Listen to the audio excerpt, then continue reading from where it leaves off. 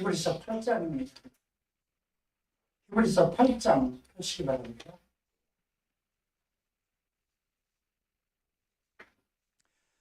자, 히브리서 8장 6절 우리가 함께 읽겠습니다. 그러나 이제 그는 더 아름다운 직분을 얻으셨으니 그는 더 좋은 약속으로 세우신 더 좋은 언약의 중보자시라. 이 한 구절에 더 아름다운 직분, 더 좋은 약속, 더 좋은 언약, 더 좋다는 것을 강조하고 있습니다.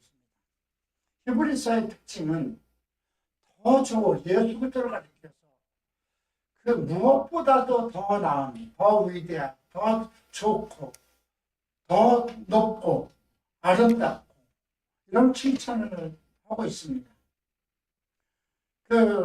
우리가 앞에서 7장 24절에서는 이런 말씀이 있습니다. 예수는 영원히 계심으로 그 제사장 직분도 갈리지 아니하니라. 앞에서는 이스라엘 백성들 중에는 제사 직분을 맡은 지파가 있었어요. 12지파에게 중에서 레위 지파를 하나님만 섬기도록, 그들은 다른 일들을 하지 못하도록 그렇게 율법으로 정하셨습니다. 그리고 그 중에 레위 지파를 오직 그 하나님 제사장으로 헌신하도록, 봉사하도록 그렇게 정하셨어요. 그래서 그 모세도 레위 지파 속에 들어갔었고요. 모세와 아론이 제사장에 대해서 그 후로부터 그 레위 지파들은 자기가 하고 싶지 않아도 제사장이 되는 그런 직분을 맡았죠. 근데 우리가 지금 7장에서는 특별한 것을 두 개를 얘기를 해요. 하나는 멜기세덱에 관한 것이고, 그리고 멜기세덱이 대제사장이었다는 것입니다. 그런데 멜기세덱을 얘기하면서 특별히 아브라함과 멜기세덱의 관계, 그리고 멜기세덱이 아브라함에게 복을 빌었다는 말씀과 그 다음 아브라함이 자기가 얻은 것 중에 가장 좋은 것으로 10분의 1을 드렸다. 이 내용을 7번이나 7장 내용 중에 7장이 그렇게 길지도 않은데 그 내용을 7번이나 얘기하고 있습니다. 그래서 사실 11조에 관한 것이 포함되어 있기 때문에 이 부분을 대하는 성도들 마음 조금 이거 너무 성경에 노골적으로 11조를 강조하는 게 아닌가 그런 얘기를 하는데 우리가 바울이 그렇게 7번이나 아브라함과 멜기세덱의 관계 그 다음에 11조에 대해서 7번이나 얘기하는 그 상황을 좀 생각해 볼 필요가 있어요. 이건 히브리 사람들에게 글을 쓰는 겁니다. 그런데 그들이 예수도 믿었어요.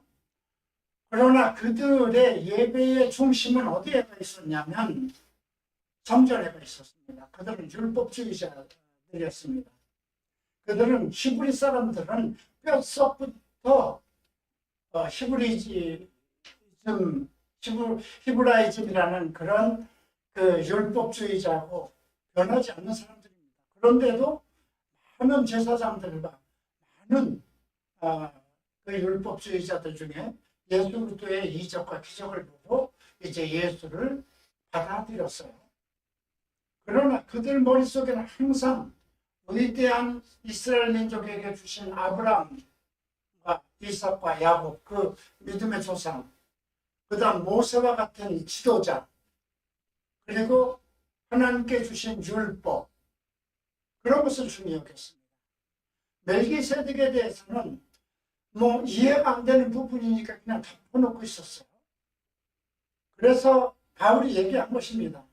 멜기세덱에 대해서는 이미 너희가 알아야 될 부분인데도 그 어려운 부분이 있어서 너희들이 아직 다시 누구에게 배워야 할 그런 단계다. 해석의 어려움이 있다는 걸 전제로 하고, 그런데 문제는 예배의 중심이 성전에 있으면 우리가 그리스도가 출발하고 예수님이 부활하신 이후의 교회는 성전 안에 있는 게 아니라 사도들을 중심으로 해서 펼쳐진 거 아닙니까?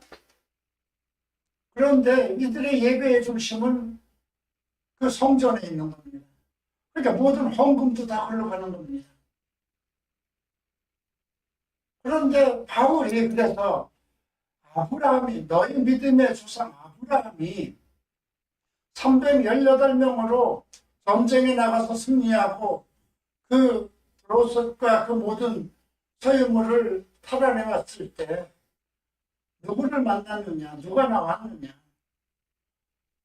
누구에게 복을 빌었느냐, 그리고 11조를 누구에게 드렸느냐 이거죠. 11조를 받으실 분은 예수 그리스도밖에 없다는 것입니다. 이 얘기를 간단히 얘기를 하면 우리 교회는 지금 다 우리 그 한남교에서 넘어온 사람 별로 없어요. 그죠? 다 여기서 다른 교회에서 다 온 사람들입니다. 그런데 우리 교회에서 성경대학도 하고 우리 교회에서 자기대면도 하고 우리 교회에서 주일예배도 보면서 나는 11조 넣고 내가 다니던 교회다 내겠다. 그러면 이상한 거 아닙니까? 그런 상황이에요. 11조의 의미에 대해서 이렇게 얘기하는 것은 자기가 내도 되고 안 내도 되고 하는 것이 아니라 예수 그리스도 안에 있는 사람들은 인생에서의 승리가 자기의 힘으로 얻어지는 것이 아니고 오직 하나님으로부터 얻어지는 것이기 때문에 그래서 우리가 이 세상에서 얻은 것 중에 가장 좋은 것으로 10분의 1을 드리는 것이다. 그것이 멜기세덱을 통한 이 7장에서의 언급이었습니다. 그리고 나서 그 이후에 어떤 얘기를 하냐면 제사장에 관한 이야기를 얘기하죠. 예수님은 제사장들, 그 당시 레위 지파에 있는 제사장들보다 월등하신 분이다. 그들이 숫자가 많은 것은 다 죽을 수밖에 없기 때문에 숫자를 많이 둔 거라는 것이죠. 근데 예수님은 그 영원히 계신 분이기 때문에 제사장 직분도 가릴 필요도 없고 다른 사람이 할 필요도 없고 다른 사람을 재울 필요도 없다는 것을 전제로 하고 그리고 과거의 대제사장은 보통 사람들과 똑같이 죄인이라는 것, 죄도 많고 악도 있고 더러움도 있지만 하늘로부터 온 제사장은 더러움과 악도 없는 저 죄인에게서 떠나신 분이다. 약점이 없는 분이다. 이 땅에 있는 제사장들은 약점을 가지고 있지만 예수 그리스도는 약점이 없는 분이다. 이 이야기를 7장에서 했습니다. 그런데 지금 8장에서 아주 중요한 이야기를 합니다. 우리가 8장 1절에서 그 핵심이 나오는데요. 함께 읽겠습니다. 지금 우리가 하는 말의 요점은 이러한 대제사장이 우리에게 있다는 것이죠. 그는 하늘에서 지극히 크신 이의 보좌 우편에 앉아 계셨으니 참 우리가 하는 말의 핵심은 요점은 우리에게 대제사장이 있다는 것. 이건 지금도 우리도 잊으면 안 됩니다. 사도 요한이 일서 쓰면서 이렇게 기록했습니다. 내가 이런 글을 쓰는 것은 너희로 죄를 짓지 않게 하기 위함이다. 만약 누가 범죄하면 우리에게 대제사장이 있어서 중보자가 있어서 하늘에서 우리를 위해서 기도하신다. 만약 예수를 믿는 자들이 범죄하더라도 예수께서는 하늘에서 우리를 위해서 중보하시는 자라는 것입니다. 그런데 오늘 지금 바울 8장에서 우리가 하는 말의 요점은 우리에게 대제사장이 있다는 것을 전제로 하는 것입니다. 정소와 참 장막에서 섬기는 이 신앙. 정소와 참 장막은 어딜까요? 하늘에 있는 성소를 얘기합니다. 우리가 모세를 통해서 이 땅에 지은 그 성소, 지성소 이렇게 나누어 있고 지성소에 언약궤를 두고 이것은 하늘에 있는 모형을 모세가 받아서 이 땅에다가 그대로 실현한 것이거든요. 그런데 예수 그리스도는 그 우리의 대제사장은 성소와 참장막을 섬기는 이시라. 이 장막은 주께서 세우는 것이요 사람이 세운 것이 아니라 대제사장마다 예물을 제사 드림으로 해요 세운 자니 그러므로 그도 무엇인가를 드릴 것이 있어야 할지니라.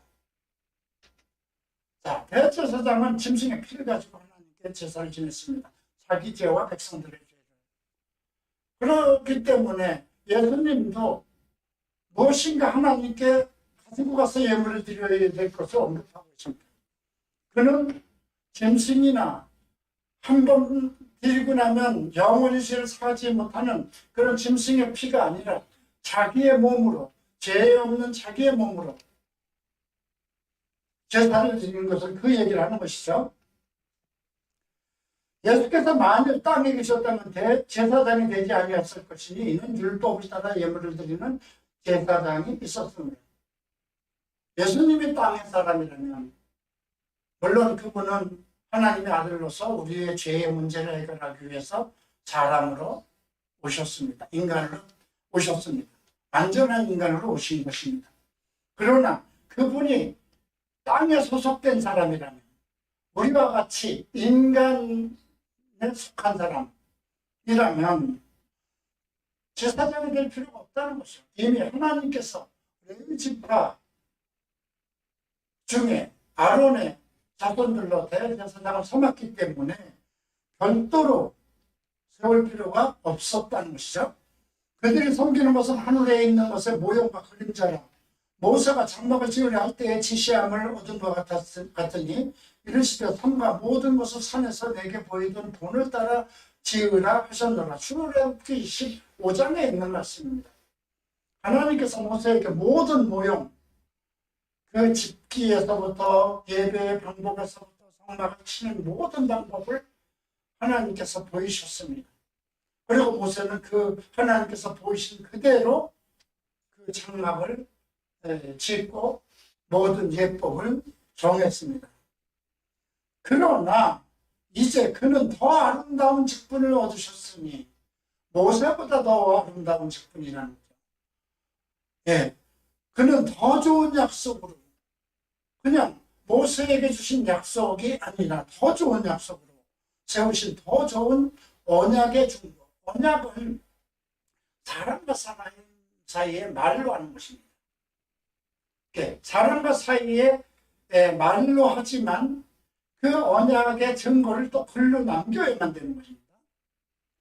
근데 언약은 자기보다 누구의 이름으로 언약을 하고 맹세를 할 때 자기보다 큰 사람을 가지고 오는 거잖아요. 그래서 우리가 항상 내 아버지의 이름으로 내가 맹세하겠는데 그렇게 항상 그 높은 사람, 자기보다 가장 높은 사람, 상대가 거절할 수 없는 사람의 이름으로 맹세하고 언약을 하는 것이거든요. 언약은 서로 쌍방이 합의를 보지 않으면 이루어지지 않는 것이에요. 그래서 언약의 중보자시라. 첫 언약이 무흠하였다면 첫 언약은 율법으로 주신 언약이에요. 흠이 없었다면 둘째 것을 요구할 일이 없었거니와 완벽한 언약을 첫 번째 모세를 통해서 줬으면 두 번째 다시 언약을 하실 필요가 없었다는 것이죠. 그들의 잘못을 지적하여 말씀하시되 그 첫 번째 주신 그 언약의 모순점을 지적하여 말씀하시되 주께서 이르시되 볼지어다 날이 이르리니 내가 이스라엘 집과 유다 집과 더불어 새 언약을 맺으리라. 이미 이것은 예레미야 31장에 있는 말씀입니다. 또 주께서 이르시기를 이 언약은 내가 그들의 연소에 손을 잡고 애굽 땅에서 인도하여 내는 날에 그들과 맺은 언약과 같지 아니하도다. 그들은 내 언약 안에 머물러 있지 아니하므로 내가 그들을 돌보지 아니하였다. 일단 이 언약, 새로 하는 언약은 애굽 땅에서 이끌어낼 때 하던 하나님의 언약과는 다르다는 것입니다.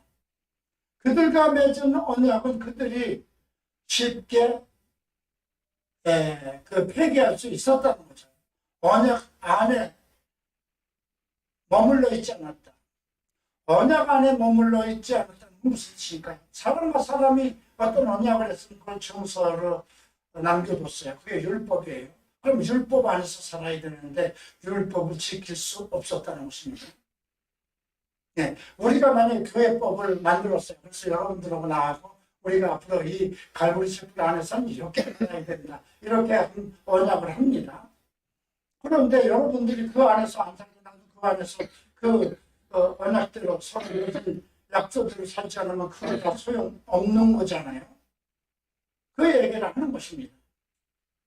그래서 그게 왜 그럴까요? 사람이 그 언약을 글로 쓴 것을 그 선대에서 한 언약이라도 그게 글로 남아있으면 그걸 보고 지켜야 되는데 지킬 수 없었고 지키지도 않았다는 것이에요.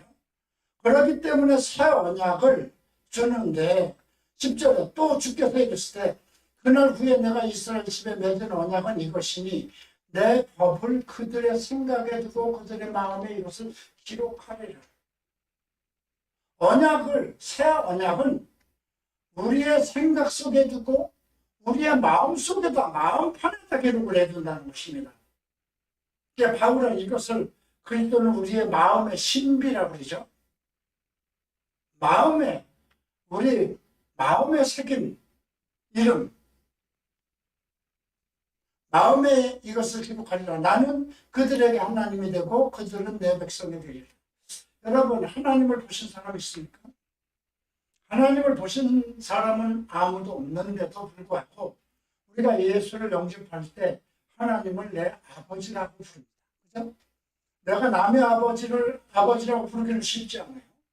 근데 얼굴도 보지 못하고 하나님으로부터 어떤 큰 은혜, 정말 어떤 기적과 능력을 받은 것도 아닌데 내가 예수를 믿는 순간 하나님을 내 아버지라고 부르게 됩니다.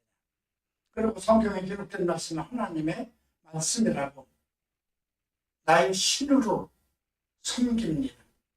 왜 그럴까요? 그 법을 우리 마음에 새겼었기 때문에. 자, 이런 말씀이 있죠. 우리가 요한복음 1장에 보면 예수 그리스도를 영접한 자들은 하나님의 자녀가 되는 권세를 줬다. 그런데 그들은 사람의 뜻으로나 사람의 일정으로 원하는 것이 아니라 하나님으로 원하는 것이다. 태어날 때부터 하나님을, 예수 그리스도를 믿도록, 하나님을 믿도록, 하나님이 제 자녀가 되도록 약정되어 있는 상황에서 태어났다는 것입니다. 그래서 그걸 바울은 에베소 4장에서 이렇게 얘기를 하죠. 창세전에, 이 세상이 기초를 놓기도 전에 하나님께서 우리를 그리스도 안에 택하셨다고 그러죠. 그러니까 이 세상의 기초가 놓기 전에 그리스도께서 하늘에 계셨던 겁니다. 그래서 그리스도 안에 그리스도의 이름으로 우리를 택하사 거룩하고 흠이 없게 하시려고 예수 그리스도 안에서 우리를 택했다고 합니다. 자, 이런 모든 말씀을 한번 생각해 보세요. 성경에 기록된 거, 바울을 통해서 하신 말씀도 다 언약입니다. 바울은 또 우리에 대해서 이런 이야기를 합니다. 아신 자들을 부르시고 부르신 자들을 거룩하게 하시고 거룩하신 자들을 영화롭게 하셨다. 우리가 미리 아신 자가 되었기 때문에 예수 그리스도를 믿을 수 있었다는 것입니다. 이것이 어떤 계약으로 된 게 아니라는 것입니다. 구약의 이스라엘 백성은 계약으로 된 거예요. 율법이라는 그 계약, 그래서 율법을 못 떠나는 거예요. 그들 앞에는 무슨 얘기만 하면 율법을 펴놓고 얘기해요. 우리는 지금 교회 안에서 무슨 생활을 했을 때 뭐가 잘못되는 것이 있어도 율법을 펴놓고 이야기하지 않지 않습니까? 우리는 성경적으로 산다. 그리스도의 이름으로 살아간다. 성령의 인도를 따라 살아간다. 이런 말을 씁니다. 그런데 유대인들은 율법으로 살아가는 거예요. 그것은 하나님의 언약이요. 그 언약의 증거를 글로 써놓은 것이기 때문에. 그런데 그것은 사람을 온전케 할 수 없었다는 것이죠. 만약에 그것이 의미 없는 거였다면 두 번째 언약을, 새 언약을 할 필요도 없었다는 것입니다. 그래서 내가 세우는 새 언약은 내가 애굽에서 너희를 이끌어낼 때 하는 것과 다르다는 것이죠. 그리고 이제 내가 새롭게 이스라엘 백성과 맺은 언약은 이것이니 내 법을 그들의 생각에 두고 그들의 마음에 이것을 기록, 마음에 기록한다. 나는 그들에게 하나님이 되고 그들은 내게 백성이 되리라. 그래서 예수 그리스도를 영접하는 자는 하나님의 자녀가 되는 권세를 주셨다 그랬고요. 또 각각 자기 나라 사람과 자기 형제를 가르쳐 이르기를 주를 알라 하지 않을 것은 그들이 작은 자로부터 큰 자까지 다 나를 알면 어떻게 할까요? 하나님의 법, 마음의 법을 우리 마음에 기록해 주셨기 때문에 그것을 우리가 신학에 와서는 우리가 예수를 믿는 순간 하나님의 영, 나를 돕는 영, 성령이 내 안으로 들어와 계신다는 것입니다. 그리고 양자의 영을 부어주어서 내가 아버지를 부른다는 거죠. 자녀면 상속자이니 그리스도와 함께 공동 상속자가 이런 말씀을 언급했습니다. 우리는 그것을 그냥 그대로 믿습니다. 자, 우리가 그러면 예수를 만나려면 지금 어떻게 해야 될까요? 성경은 말씀의 육신이 되어 우리 가운데 계시니 우리가 은혜와 진리로 충만하다. 은혜와 진리로 충만한 그리스도의 은혜요, 하나님의 은혜요, 하나님의 진리요, 그리스도의 진리입니다.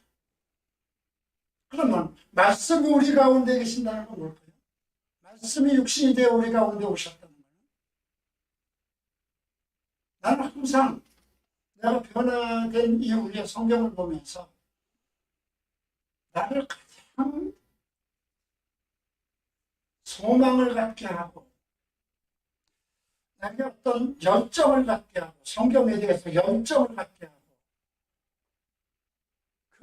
했던 그 말씀이 바로 요한복음 1장 14절이에요.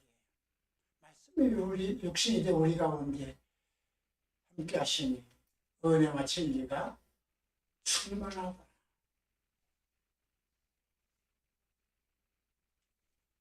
나는 사실 내 인생의 문제가 내 인생의 정말 이 고통의 문제를 어떻게 하면 해결할까? 그 문제를 가지고 달려갔는데 결국 대답은 예수였던 것이죠. 내가 발견한 것은 신약에서 예수님 생전 시에 예수를 만난 사람은 그 어떤 문제도 다 해결됐다는 거예요.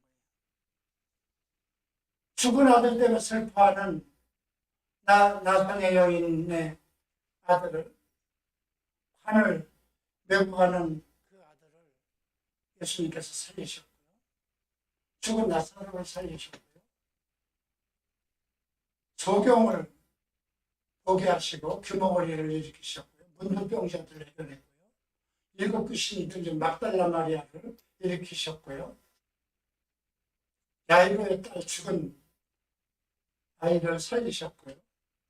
여인의 그 저주받은 병이라고 하는 혈류병자도 예수 그리스도의 옷깃만 만져도 낫겠다는 그 믿음 하나로 혈류병 여인을 고쳤습니다.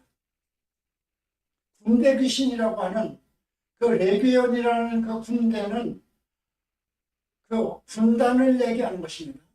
분단 병력을 가지고 있는 귀신이 들린 그 사람을 예수님께서 그 귀신을 쫓으시고 그는 데카볼리의 전도자가 되어서 수많은 사람들을 죽게 돌아오게 했죠. 그 모든 복음서에 기록되어 있는 역사들,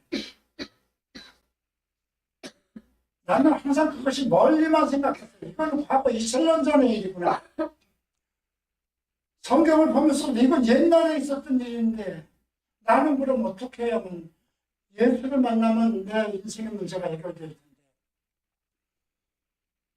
내가 내 노력으로는 안 된다는 한계를 느꼈기 때문에 그만큼 노력을 해봤는데 내 노력으로는 안 된다는 한계를 느꼈고, 뭐 예수님 그 바울의 얘기가 분명히 있어요. 너희 중에도 이와 같은 자들이 있었더니 예수 그리스도의 이름과 성령 안에서의 씻음으로 거룩함과 의롭다함을 얻었느니라. 나는 분명히 예수를 믿었고 성령은 내 안에 있다고 믿었고, 근데 해결 안 되니까요. 나의 한계였어요. 그런데 어느 순간에 내가 깨달은 말씀은 요한복음 1장 14절, 요한복음 1장 12절 말씀, 에베소서 4장 11절 말씀, 4장 말씀들. 만세전에 나를 창조되기, 이 세상을 창조하기 전에 나를 택하셨고,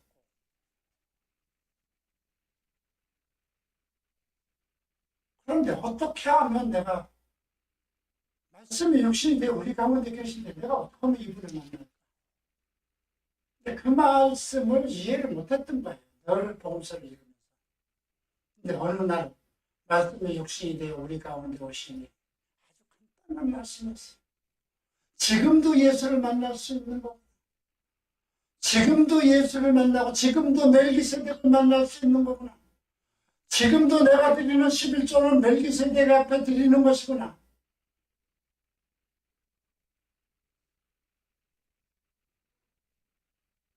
많은 사람들이 기적을 바라게 돼요.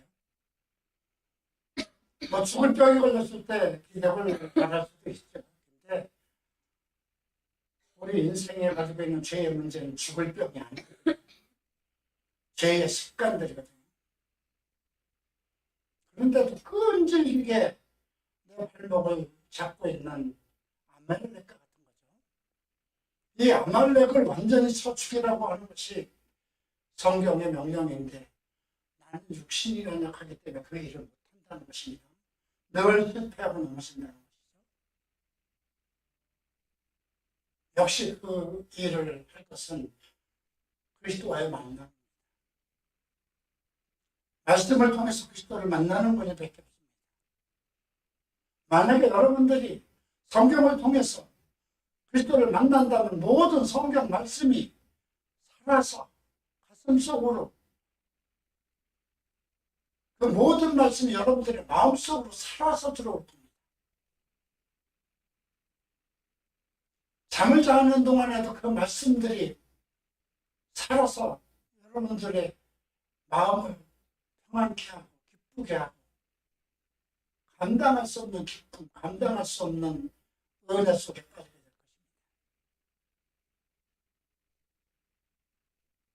근데 물론 힘들죠. 그 말씀 속으로 들어간다는 것이 상당히 힘들죠.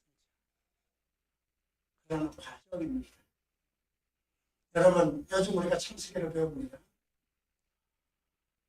요셉이 13년 동안 감옥살이를 하고 30살에 애굽에 승리가 됩니다. 야곱은 20년 동안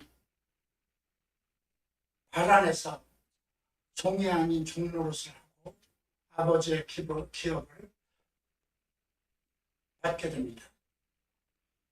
그들에게 나타나신 하나님은 그들에게 기적을 베풀지 않았습니다. 그들이 하나님을 믿고 하나님을 사랑하고 그들 마음속에 하나님이 있었기 때문에 하나님이 그들을 형통하게 하셨던 것이죠. 어떤 상황 속에서도 그들이 하나님의 기업을 잃지 않고 하나님을 마음에 두고 하나님을 섬겼기 때문에 하나님은 모든 상황에서 그들을 형통하게 하시는 것입니다. 많은 사람들이 기적을 원합니다. 우리 교회 방문한 사람들, 아마 그들이면 벌써 이 교회에 그들이 다 와서 있었으면 교회에 옮길 정도로 아마 가득 찼을 거예요. 그들이 오는 것은 아마 나하고 상담하고 있는 건 이건 뭐 방법이 없는 거네. 결국 나하고 이 교회에 나와서 열심히 성경 공부하는 말밖에 없네. 뭐 교회가 여기만 있는 것도 아니고 우리 교회도 열심히 성경 가르치는데 그렇게 얘기하면 하는 것이죠.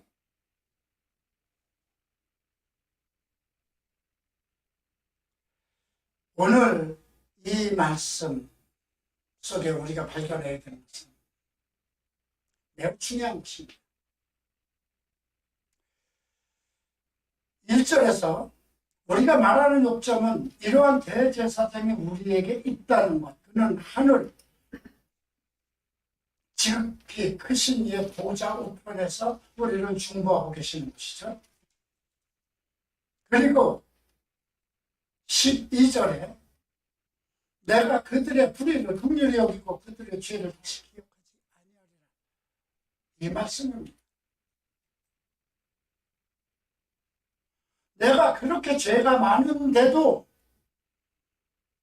나의 불의를 긍휼히, 내가 행하는 모든 나쁜 짓, 그 더러운 모든 불의를 긍휼히 불쌍히 여긴다는 거죠.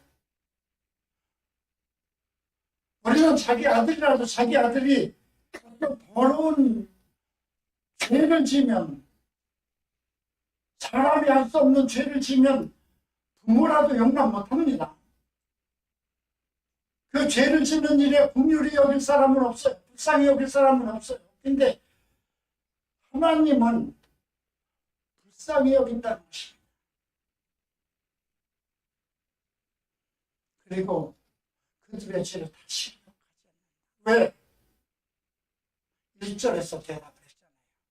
우리에게 대제사장이 있기 때문에. 대제사장이 나의 죄를 십자가 위에서 해결했기 때문에 자기를 믿는 자들의 죄는 다시 기억하지 않는다. 이 말씀은 회개장부에서 빼어버렸다는 것입니다. 내가 하나님을 만나서 나중에 내 모든 인생의 문제에 잘못한 것을 결단할 때 내 잘못을 회개장부에서 지워버렸기 때문에 없다는 것입니다. 내 죄를 동에서 서가 먼 것처럼, 여러분 남과 북이라고 말하지 않고 동에서 서라고 그랬어요. 동에서 서는 끝이 없어요. 계속 동쪽에서 서쪽으로 가면 한도 끝도 없이 계속 도는 거예요. 남과 북은 끝이 있지 않습니까? 근데 성경은 시편 기자는 우리의 죄를 동에서 서가 먼 것처럼 멀리 다시 만날 수 없도록 하셨다. 다시 기억지 않는다. 내가 내 죄를 다시 기억지 않는다. 왜? 하나님은 우리를 보는 게 아니라 예수 그리스도 자기 아들을 자기 몸으로 십자가의 희생으로 생축으로 드린 하나님의 사랑하는 아들 예수 그리스도를 보는 것입니다. 그래서 그 아들 예수 그리스도를 믿는 자들의 복이 얼마나 큰 것인지, 그 힘으로 살아가는 것입니다. 예수를 믿으면서 죄가 다 해결됐으니 나는 죄를 짓지 않을 것이다. 그건 우리의 각오이지. 죄를 짓지 않고 살 인간은 하나도 없습니다. 그래서 바울은 나는 괴수 중에 괴수라고 목회 말년에 한 말입니다. 나도 여러분들과 같이 이런 설교를 하는 나도 죄인입니다. 미운 것을 보면 밉다고 얘기하고 싫은 것을 보면 싫다고 얘기를 하고, 아가페 사랑을 하라 그러는데도 편견적인 사랑을 하게 되고, 내 마음에 불쾌하면 감정적으로 쌓여있고, 다 죄잖아요. 돈을 보면 좋아하게 되죠. 내 주머니 들어온 거는 그렇게 쉽게 나가려고 하지 않죠. 다 죄입니다. 그러나 모든 죄를 다 용서하셨지만 성령을 더럽히는 죄를, 성령을 소멸하지 말라.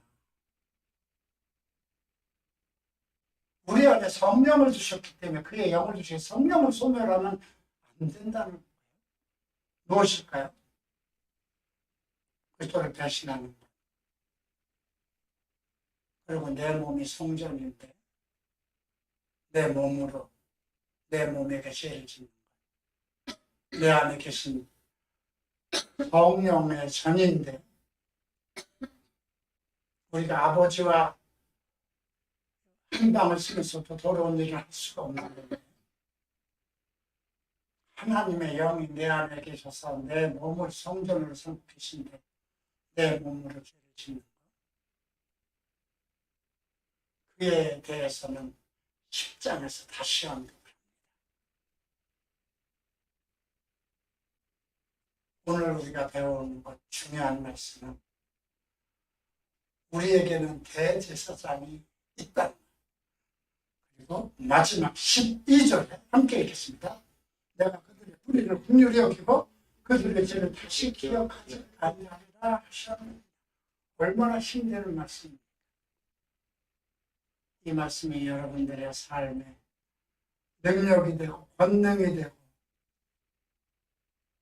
변함없는 믿음의 근거가 되시기를 예수님 이름으로 축원합니다.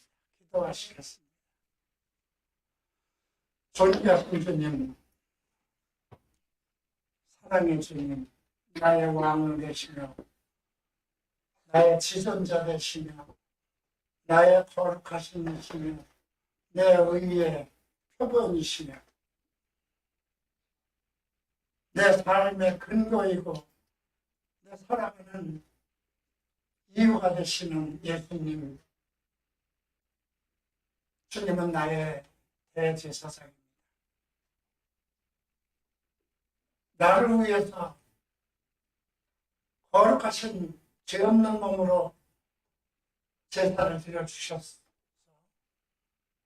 나를 죄 없다 하셨고 나를 하나님의 자녀라 부르셨으니 주님, 이 새로운 약속에 벗어나지 않게 하소서. 이 새 언약 안에서 그리스도를 만나게 하소서. 말씀 속에서 예수의 음성을 듣고 예수 그리스도의 책망과 가르침과 은혜를 만나는 날들이 되게 하소서. 예수 그리스도 이름으로 기도합니다.